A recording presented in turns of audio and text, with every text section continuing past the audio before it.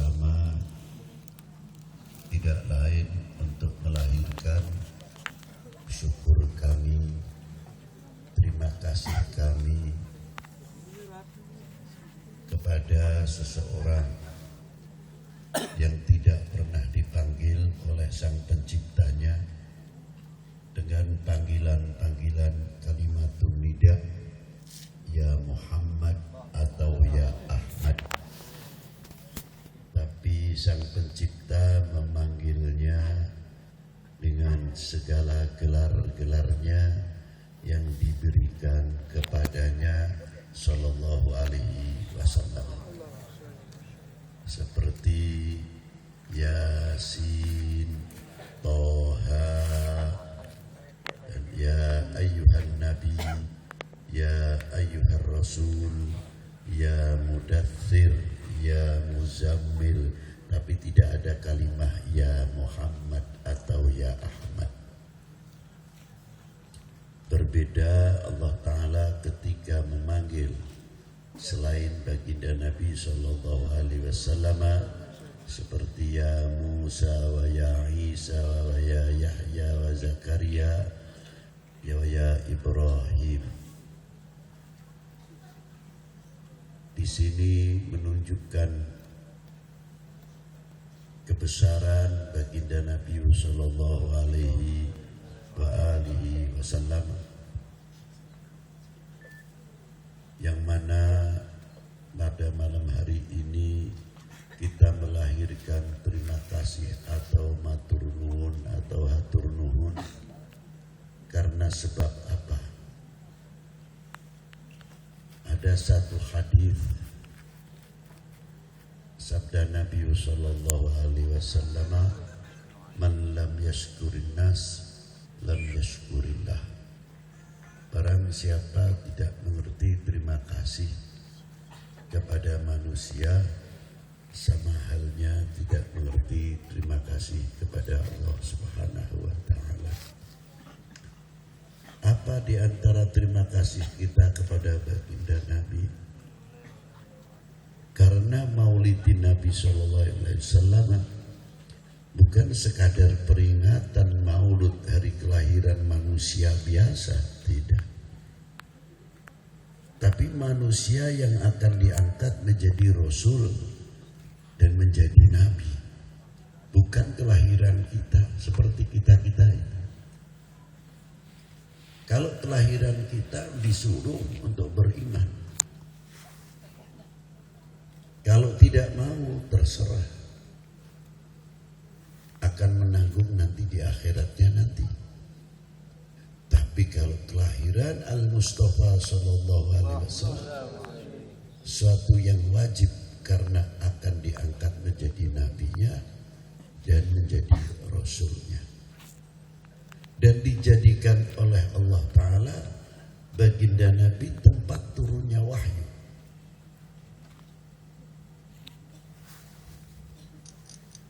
Dari baginda Nabi sallallahu alaihi wasallam itulah kita mengerti al-imani wal islam wal ihsan. Kalau taufik wal hidayah di tangan Allah, dalam kekuasaan Allah. Dari sebab baginda Nabi kita mendapatkan, kita mau menerima. Akhirnya turunlah taufik wal hidayah dari Allah. Kita bisa mengucapkan asyhadu an la ilaha illallah wa asyhadu anna Muhammadar Rasulullah.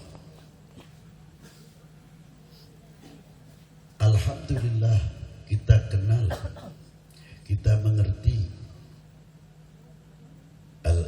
al-iman wal islam wal ihsan.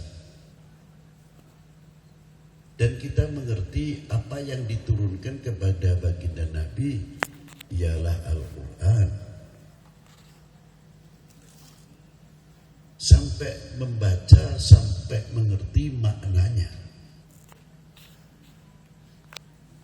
Dan mengerti murad-muradnya tidak semudah dalam menafsirkan Al-Quran, karena harus tahu nahunya atau grammarnya.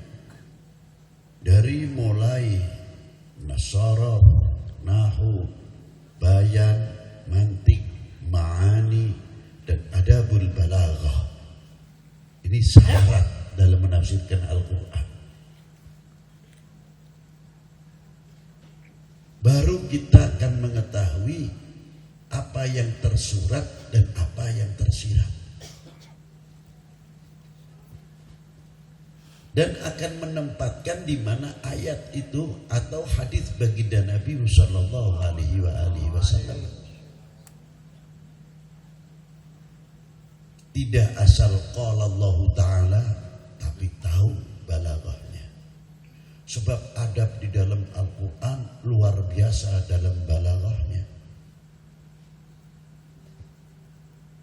Di dalam Al-Quran itulah kita mengerti, bisa membedakan, karena sebab baginda Nabi SAW yang ngerti tahu dalamnya Al-Quran.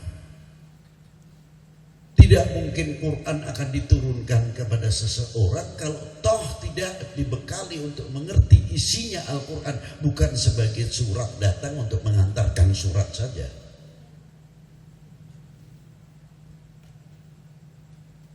Itulah baginda Nabi sallallahu alaihi wasallam tahu isinya Al-Quran, yang sehingga kita bisa membedakan mana yang hak dan mana yang batil, mana yang halal, mana yang haram, mana yang mubah, mana yang makruh. Kita mengerti taat kepada Allah, taat kepada Rasulnya, taat kepada kedua orang tuanya, taat kepada para gurunya, taat kepada pemerintahnya, taat kepada negaranya. Al-Quran. Dan dari sebab Al-Quran dan baginda Nabi sallallahu alaihi wasallam, kita bisa membedakan mana akhlak yang terpuji, akhlakil mahmudah wa akhlaqis sayyi'ah, akhlak yang tidak terpuji.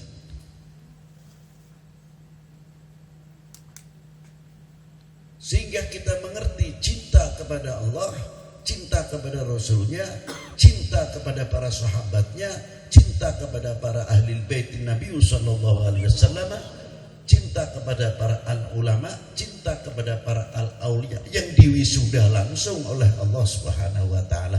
Maka tidak ada perguruan tingginya untuk jadi kiai. Sudah kedahuluan nas Allah Ta'ala, innama yakhsyallah min ibadihil ulama. Ala inna awliya Allah la khawfun alaihim wa lahum yahzanun alladzina amanu wa kanu yattaqun.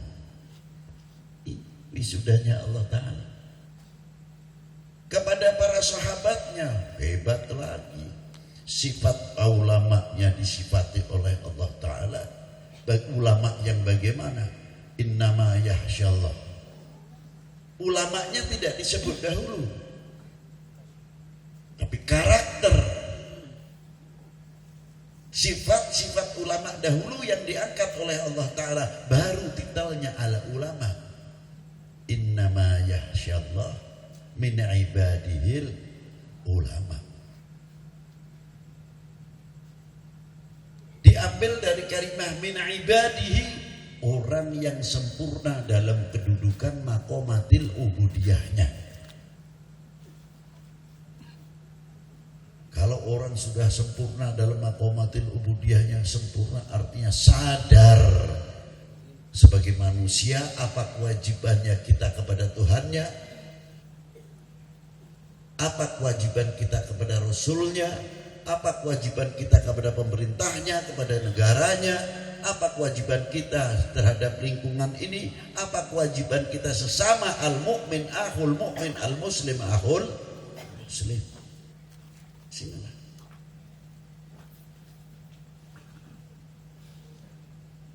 Yang mempunyai khosyah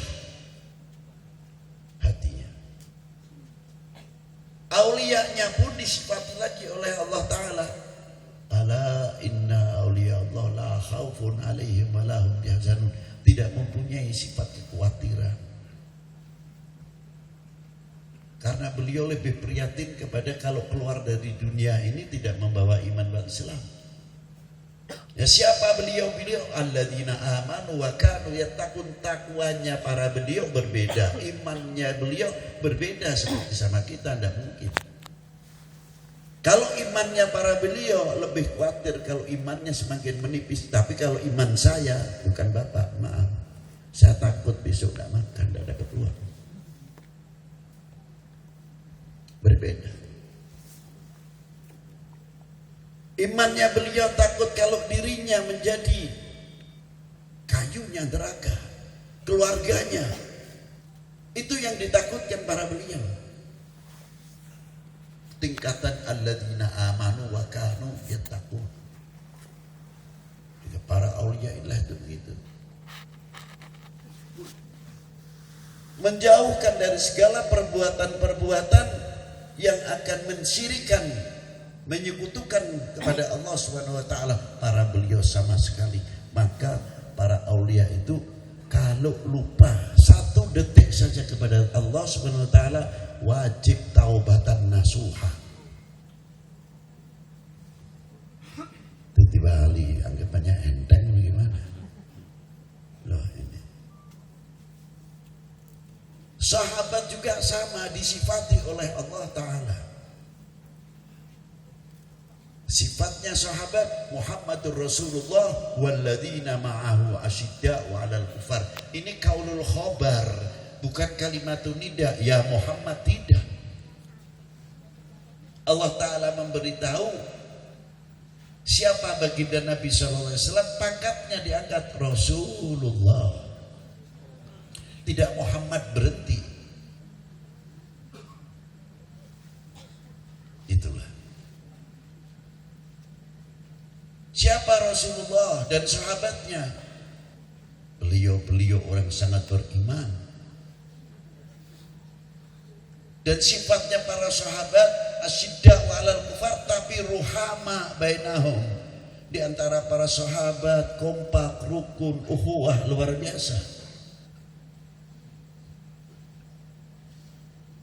Itulah diantisipasi. Tarahum ruk'an sujadan yabtaghuna fadlan minallahi wa ridwana, selalu mengharapkan ridhonya Allah Ta'ala, yang selalu mendapatkan bimbingan cahaya dari Allah Subhanahu wa Ta'ala. Disifati oleh Allah. Nah, kalau ulamanya sahabat, ulama aulianya sahabatnya begitu, Rasulullah pun disifati langsung oleh sang penciptanya. Apa ayatnya? Laqad ja'akum rasulun min anfusikum. Nek cara Jawa ini teman-teman yakti, nek cara Indonesia ini angel iki. Aku datangkan, sungguh aku datangkan kum kepadamu rasulun, seorang utusan, min anfusikum, dari kalian manusia. Ayat ini tidak berhenti di situ. Ini menjadi jawaban, qul innama ana basyarun mithlukum yuha ilayya. Mithlukum min anfusikum. Perbandingan. Ada jaluk podo. Kalau kita ini batu biasa, kalau Rasulullah batu berlian, beda. Batu sama batunya, berlian sama kerikil berbeda. Maaf saja.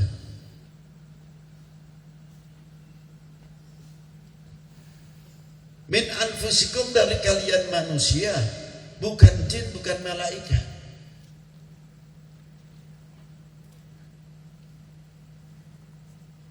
Sama, qul innama ana basyarun mithlukum yuha. Basyarunnya siapa? Basyarun min anfusikum, dari kalian manusia, bukan basyar jin atau malaikat. Maaf, saya bukan penceramah Pak ya, saya ini ngaji. Apa caranya Jawa Indonesia ini ngaji belajar ya? Ya, sama saya kira. Supaya ini menjadi mafahim. Jadi saya teruskan. Basyarunnya, basyarun siapa? Min anfusikum, dari kalian manusia. Tapi dari kalian manusia tidak ada semuanya ada pada sifat manusia pada umumnya. Karena apa? Di sini yuha ilayya, qul innama ana basyarun mithlukum yuha ilayya. Siapa yang wahyu diturunkan kepada beliau? Sifatnya apa? Azizun. Lah ini. Azizun alaihi ma anittum harisun alaikum bil mu'minina raufur rahim. Itulah yuha ilayya, tempat turunnya wahyu. Bedakan wahyu. Bedanya aku turunan wahyu. Tidak bisa disamakan kalimat basyarun mithlukum, ada taksisnya. Tidak semua kulun maknanya sama semua.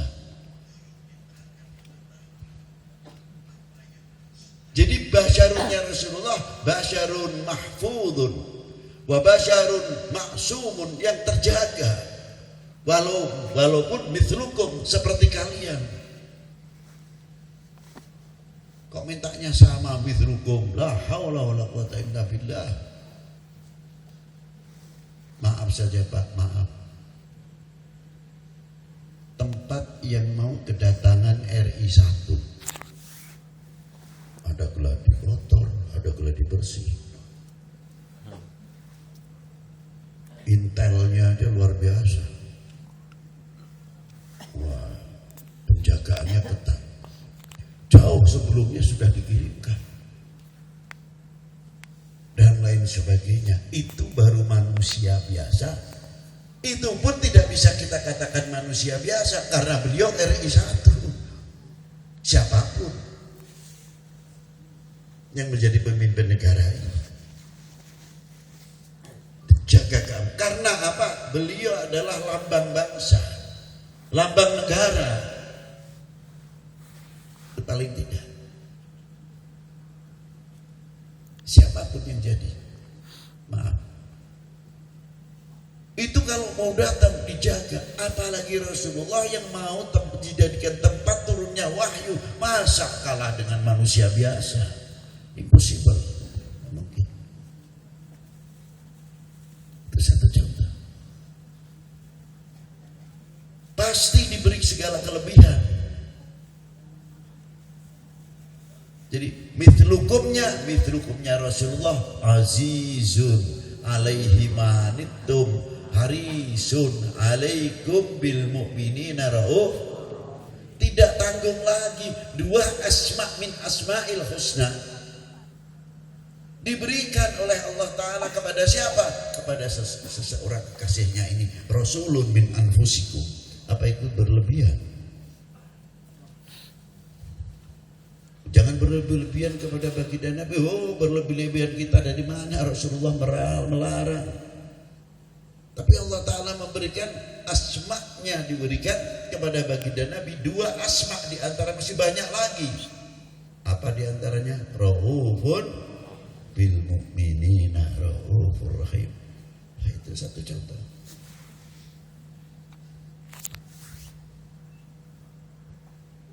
Dan di antaranya lagi sifatnya Rasulullah sampai Allah Subhanahu wa taala berfirman, la taj'al du'a ar-rasul bainakum kadu'a ba'dikum ba'dha. Jangan kamu memanggil sesamamu ini jangan kamu memanggil kepada kekasihku ini sebagaimana kamu memanggil sesamamu.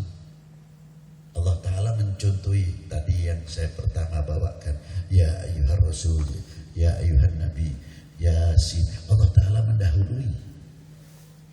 Karena panggilan ini mengangkat orang yang memanggil, bukan yang dipanggil. Kalau dipanggil sudah lebih diberi oleh Allah Subhanahu wa taala dan dijaga. Sifat-sifatnya Rasulullah, kelebihan Rasulullah, hadis banyak sekali. Itu diantaranya kelebihan Rasulullah Sallallahu Alaihi Wasallam. Maaf saja. Kalau ada Pak Lurah, Pak RT atau RW masih muda, saya sebagai orang yang ditokohkan di kampungnya, saya merasa lebih tua.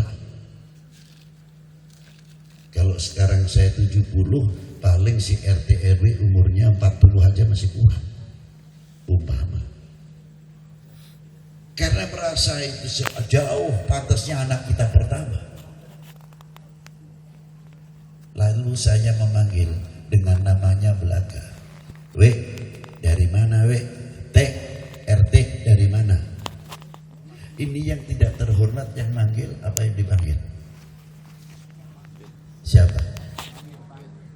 Ya, yang memanggil kan? Atau yang dipanggil? Tidak, yang dipanggil. Yang dipanggil tetap terhormat, dia jabatannya RT kok RW.